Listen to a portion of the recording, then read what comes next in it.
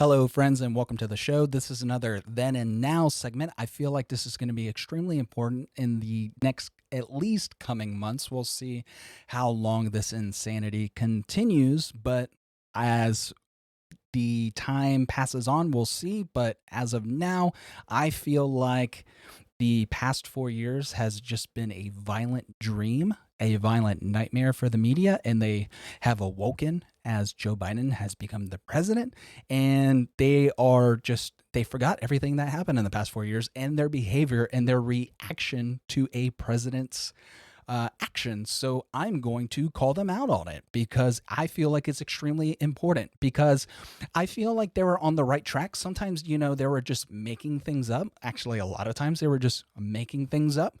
But there was some times where they were right to call out Trump, and they need to be calling out Biden. They can't just be walking behind him with a drool cup, because that's not what the media is supposed to be doing. They're supposed to be ensuring the integrity of our elected officials, because they're protected by the First Amendment. There's no reason why they should be just drool cupping Joe Biden. So here we go. This is first, before we begin, if you wouldn't mind hitting that like or subscribe button, or going to notcensored.com/donate, it would really help the show. I'd really appreciate it. So here we begin. This is a CNN opinion piece from May 2020. Trump's refusal to wear a mask is the most revealing thing. So this is an opinion piece by Ruth Ben-Ghiat, and the authoritarian playbook he follows as president offers some explanation. So basically, they're calling Trump an authoritarian because he doesn't wear a mask.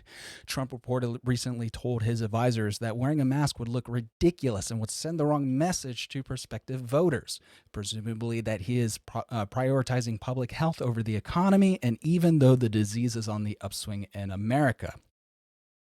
So he alone is exempt from a new White House policy that West Wing employees wear masks, nor would he don a mask in public when he visited a Honeywell plant in Arizona that he converted into a PPE production facility. He briefly wore one behind the scenes, but removed it for the photo opportunity. Keep that in mind, folks. Remember, he removed the mask for a photo op. Of course, the argument that Americans must choose between economic and physical health relies on a false dichotomy. It's evident that national productivity would be harmed by the mass death that experts like Dr. Fauci have warned could result from premature relaxation of social distancing and stay-at-home edicts. For Trump, though, restarting the economy is what will please his business allies and big donors. It also produces a society that looks as normal as possible on television. For this skilled propagandist, optics are everything. Moreover, real men don't wear masks. At least that's the message Trump sends through his behavior. Like all authoritarians, the president cultivates an aura of masculine invincibility. In December 2015, basically they're just talking about how he said he was the pinnacle of health, and how he hired his doctor to basically in 5 minutes say he's the pinnacle of health. Now Trump's to be asking all Americans to believe the same thing, that his superior physical state means he is immune from harm and does not need to follow the same norms of lesser mortals. After all, the alpha male appeal of authoritarian leaders is that they can get away with breaking the rules. Keep that in mind. The alpha male appeal of authoritarian leaders is that they can get away with breaking the rules. Remember that. Whatever consolidates their power and inflates their egos and bank accounts is sound policy. And then they go on about saying how Trump is wearing or creating MAGA masks for his supporters, and asking the question, well, if his supporters need to wear a mask, why doesn't he need to wear a mask? And I agree with that. He did end up catching COVID. He kicked it through experimental treatment, blah, blah, blah. We all know the history about that. So this was last night in the Lincoln Memorial, after Joe Biden signed an executive order stating that anybody in a federal building, or everybody in a federal building, needs to be wearing a mask. And there's an individual within 6 feet of him right now.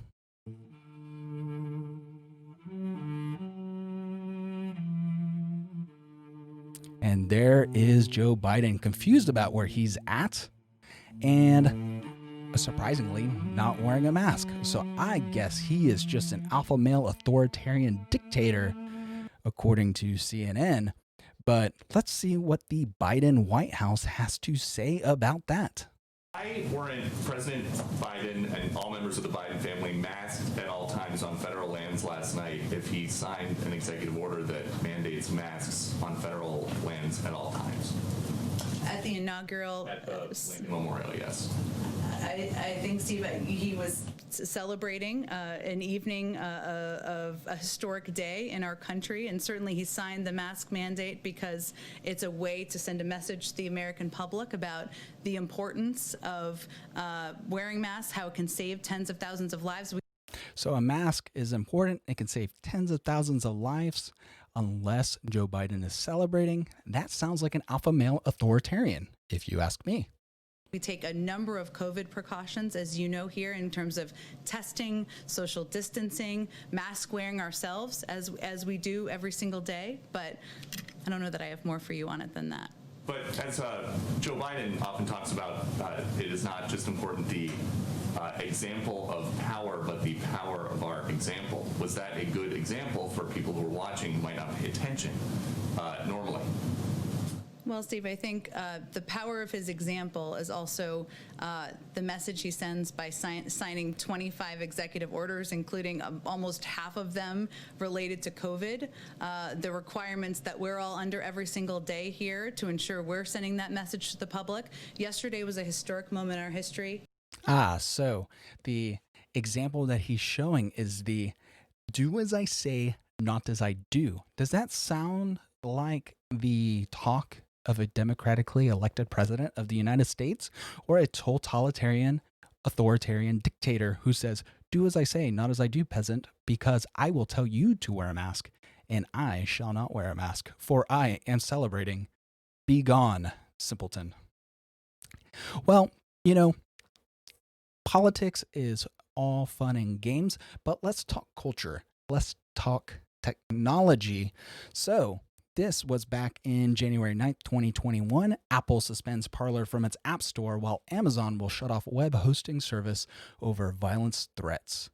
So for those of you who don't know, Parler was an alternative platform to Twitter and Facebook. They basically exploded in popularity after the mass censorship that was happening through main conservative voices on those two platforms. A lot of them went over to Parler, and they had trouble with content moderation because when you have when you're slammed with growth, you just can't keep up with it. You don't have the employees to keep track of all the traffic that you're receiving on your website. So the social network launched in 2018, became popular amongst conservatives, basically as an unmoderated home, and that's not true. Basically, when they first came out, I believe they held themselves to a broadcast standard, so you couldn't even use cuss words. You couldn't upload not safe for work content. Basically, if you couldn't have it on TV, if you couldn't have it on the radio, it couldn't be on Parler.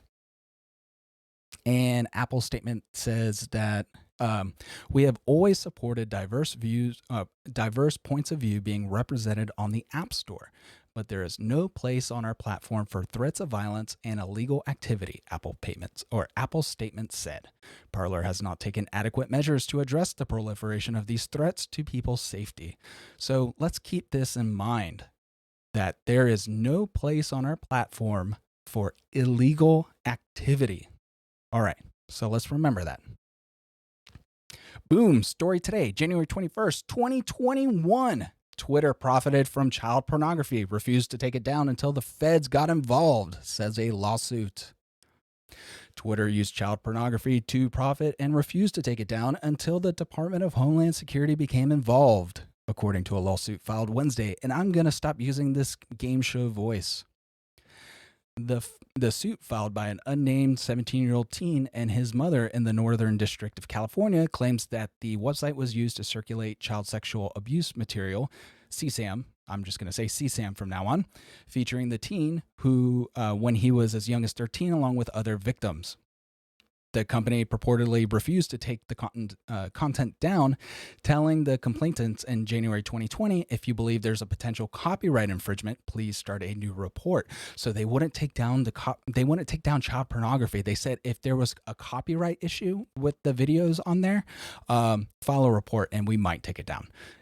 How bananas is that, ladies and gentlemen?